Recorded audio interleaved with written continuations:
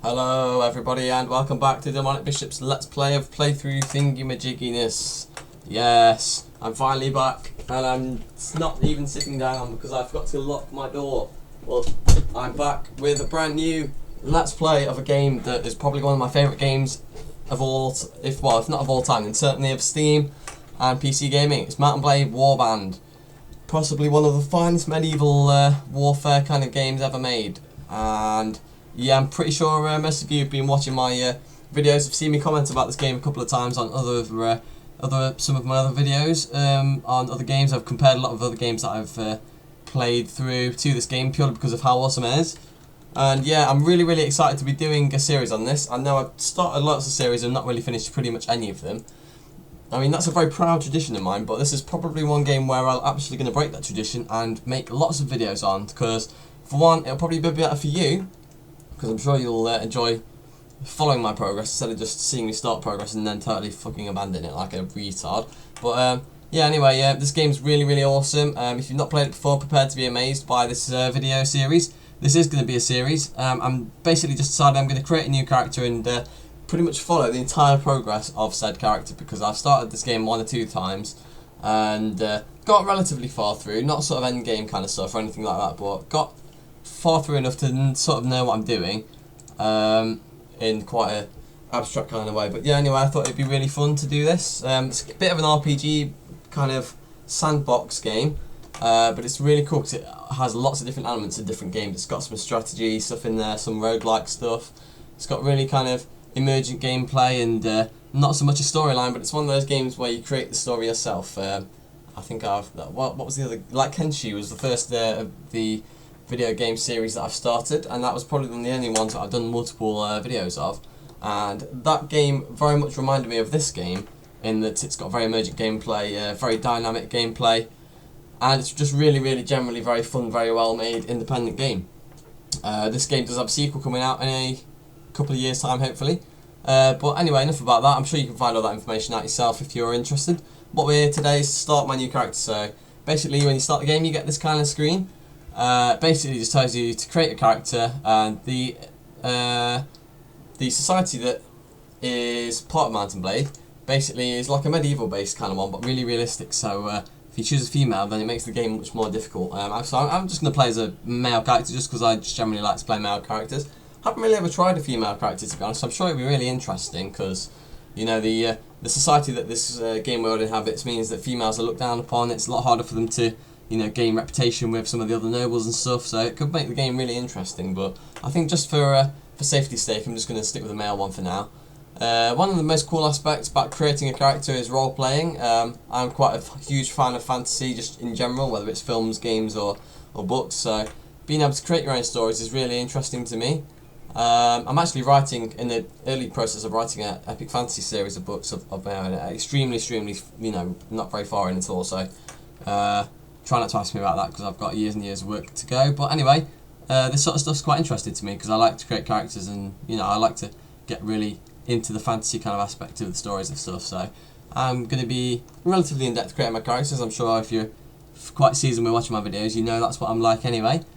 So who should we be today? We've got several options. Veteran warrior is a bit bog standard, quite a typical kind of boring kind of thing, but you know, it could be interesting given different aspects. Steppe nomad, thief. What should we go as? See, I would choose impoverished noble, but that makes you already basically a lord, just not really assigned to anybody. So for me personally, that takes some of the challenge out of this game. So let's just go to, I don't know. Let's say my father was a travelling merchant. I was a street urchin. As a young adult, I became I don't know, let's say university student. That might be quite interesting. And the reason for my sudden adventurous nature was lust for money and power. Yeah, let's go with that. I've got all the makings of a really upper class, pontificating, pompous, evil overlord guy. Right, so let's become an adventurer. Now, right, this game has 2 different kinds of saving mechanisms. One where I can quit if you do anything stupid, and one where you just have to live with the choices whether it's good or bad. I'm tempted to Normally, if it was my own personal playthrough, I'd attempted to allow me to quit without saving, just because I don't really like failing on this game, because it makes things really drawn out and kind of a bit boring sometimes, to be honest. But I don't know. Let's have a quick think. If I can't save the game, if anything bad happens, it means I have to learn from my mistakes more, be a bit more cautious. So that could be interesting. That's great, let's go with that. Right. So as I was saying, yeah, if you chose the impoverished noble kind of background, that basically takes a little bit of the challenge out of the game. Now, what I meant from saying that is, if you're not familiar with this game, basically it's not a game that has really as such predefined kind of objectives or goals.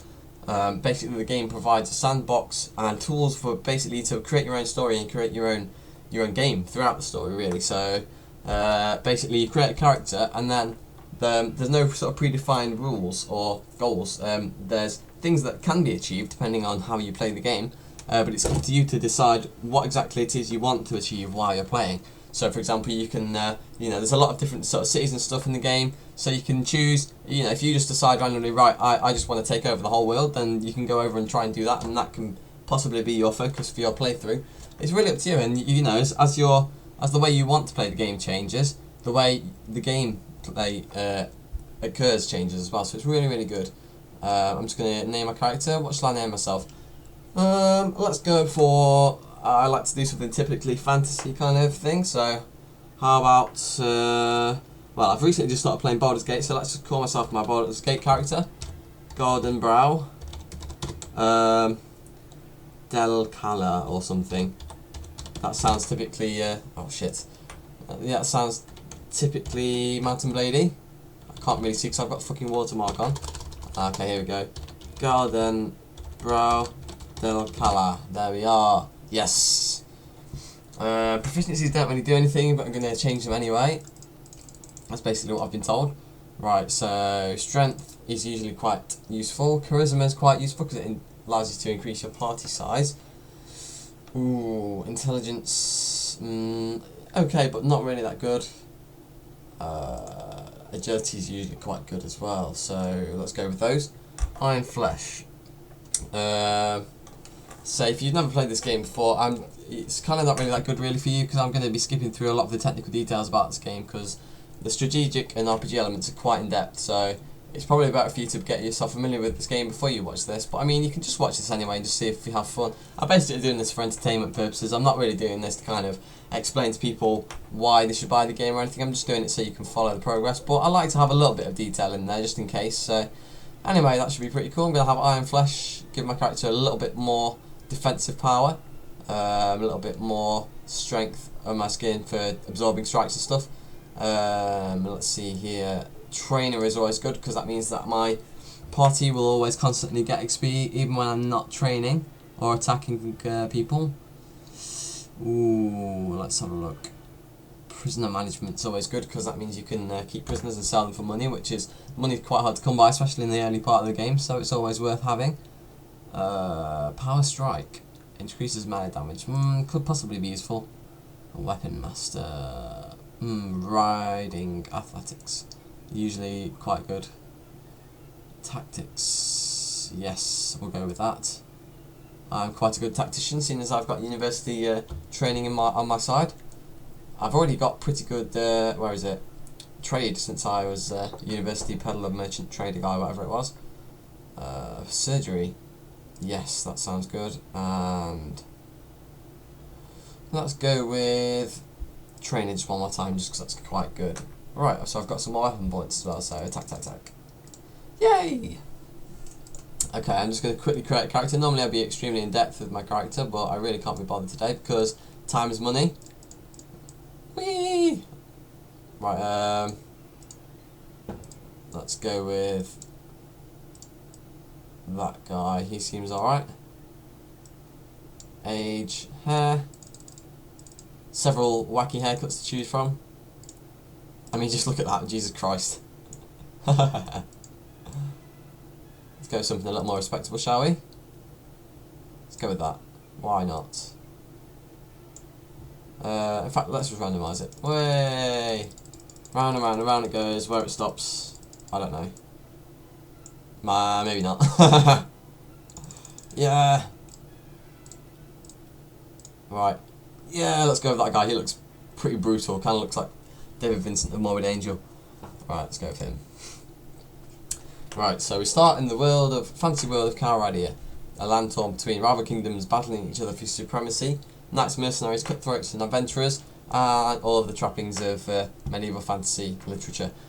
So there are about 6 or 7 different sort of, I don't know how to call them really, it's kind of not cults or anything, kind of provinces or communities of kingdoms. That's basically a good word.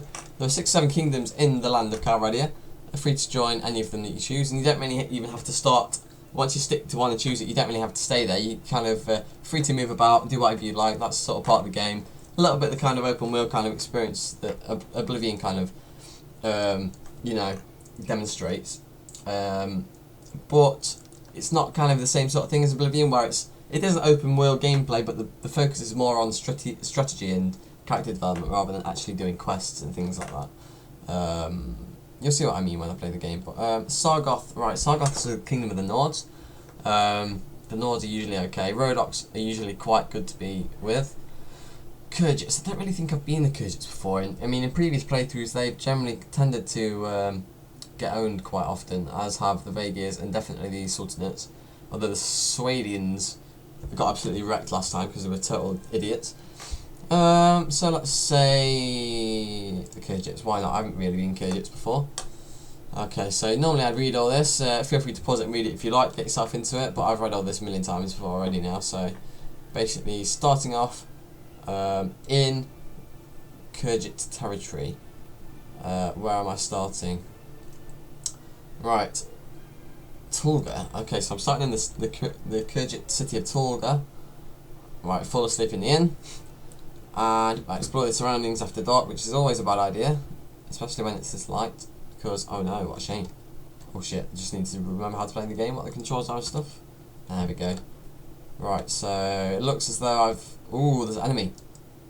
Okay, let's kill him. No, you usually just have to do this at the start of a game. Just basically get yourself to grips with it and stuff. Why am I using a crossbow? I don't know.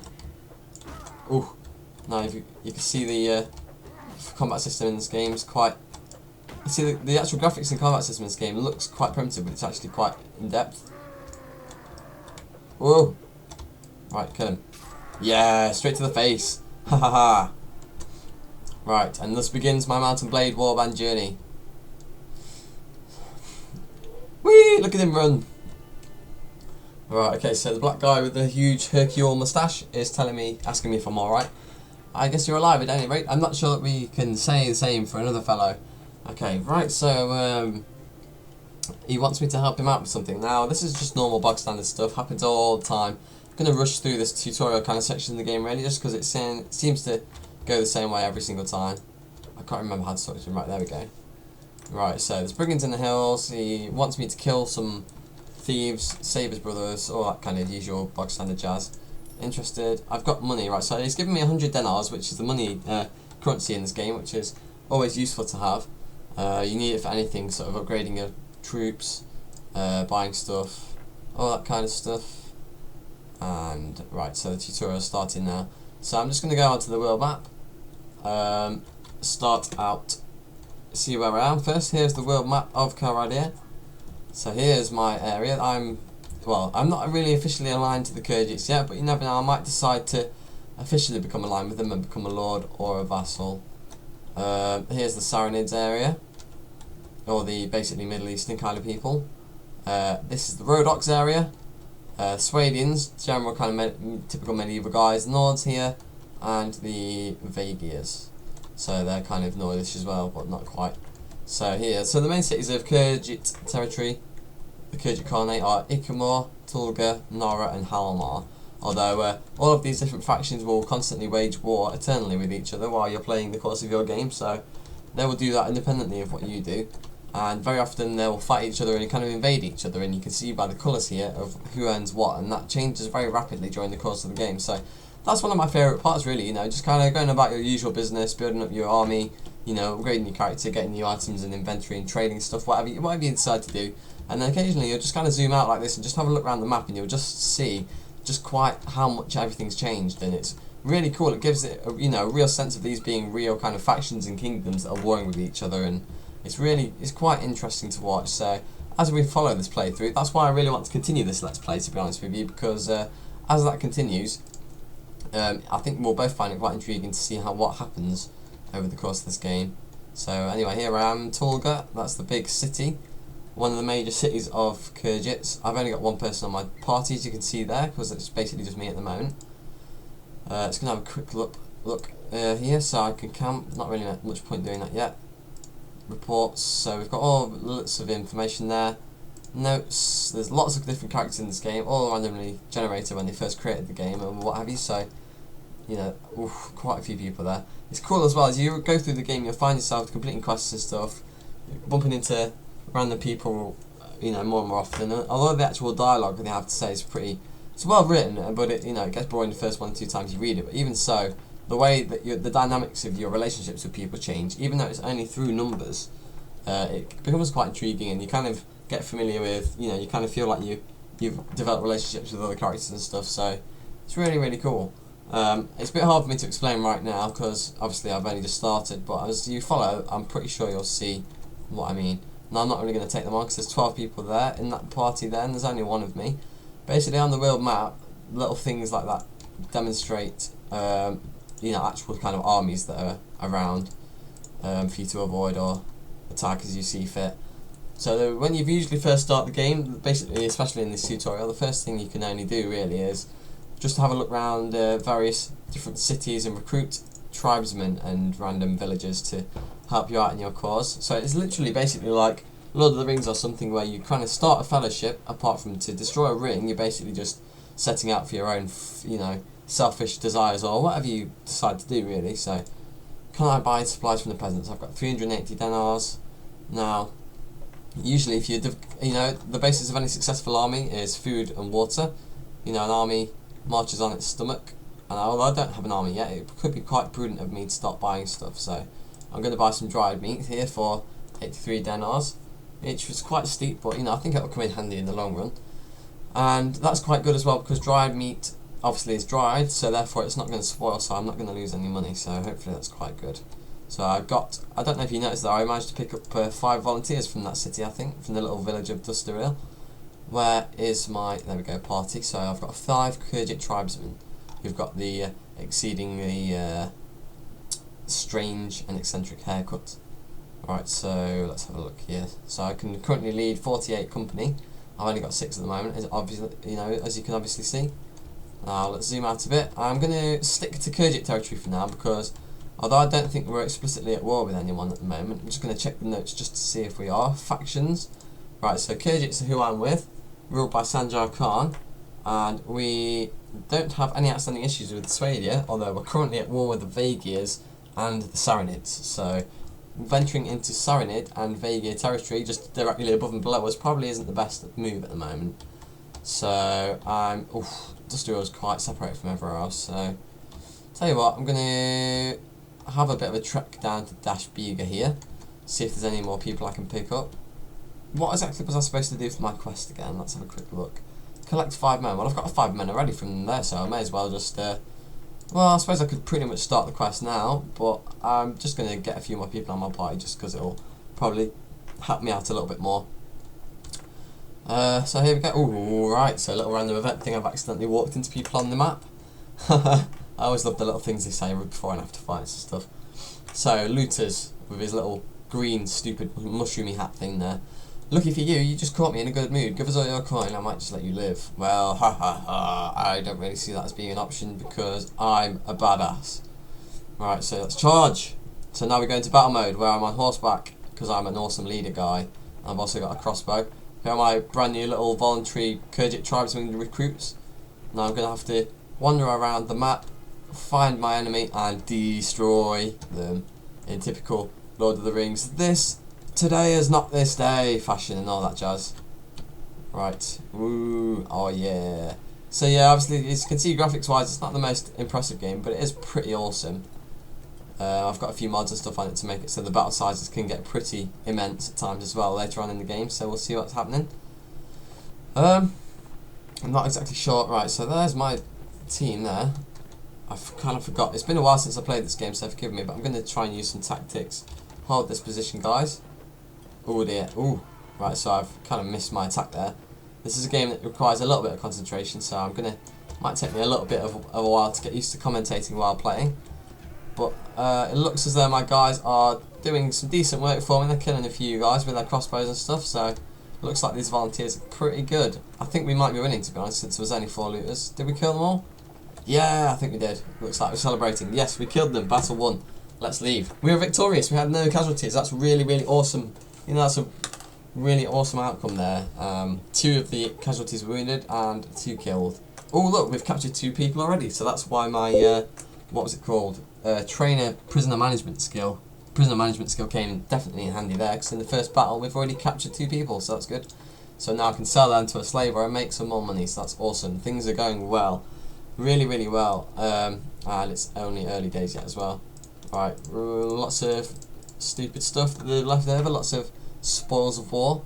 Gonna wear myself a crappy tattered wooden helm, woolen helm, just to give me a little bit of extra protection. Plus 4 head armor. It makes me look like a dick, but you know, a little bit. It's one of those games where, similar to Dark Souls, you know, every little bit of you know, improvement and sort of, it's all numbers based basically. So, you know, every little bit helps.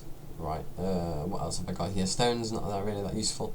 Ooh, +1 to training, manual of arms. I'm guessing I got that as an item from one of the description choices that I chose from my backstory, you know, when I first created my character. I've got smoked. Just going to do a little bit of inventory management here, just to make things a bit easier. Dried meat and smoked fish all together. I've got all my spoils of war here. And yeah, that's pretty much all good. So I can get rid of all this stuff soon. Next time I go to I don't really want that either, so I'll probably take that off because I'm going to sell that at some point. So next time I go to a merchant, I can get rid of all this stuff. Right, so I got 28 money, 27 experience, and shared 41 experience within my party. And I can also upgrade some people too, which is pretty damn awesome. Right, sorry, that's inventory.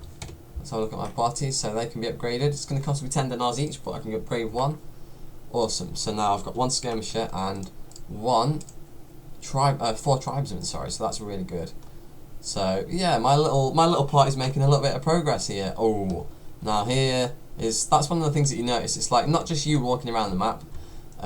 If you remember on my character list, all of the people that are in the game, all the NPCs, they all have their own armies and their own agendas and their own things that they're trying to accomplish for their various lords or whatever. So it's pretty amazing, really, once everything gets going. Once you sort of familiarise yourself with the landscape of your playthrough, then you really get you know, really in depth and involved with the things that are going on. So here's Tonju Noyan. He seems to be quite a high-ranking vassal in the Kyrgyz. So I mean, he's got 73 people in his party. So he's also following these bandits as well. So maybe if I attack the bandits, help him out, he might sort of like me a little bit better. I mean, I've got 8 people on my party. I don't really want to take them on just as it is, but nah, screw it. Actually, I'll tell you what. I'll go back to Torg and do this quest. Alright, I'm just going to come back just in a sec, guys. I hope you've enjoyed it so far. I'll tell you about this little page in a moment, and we'll see you shortly. Thanks for watching.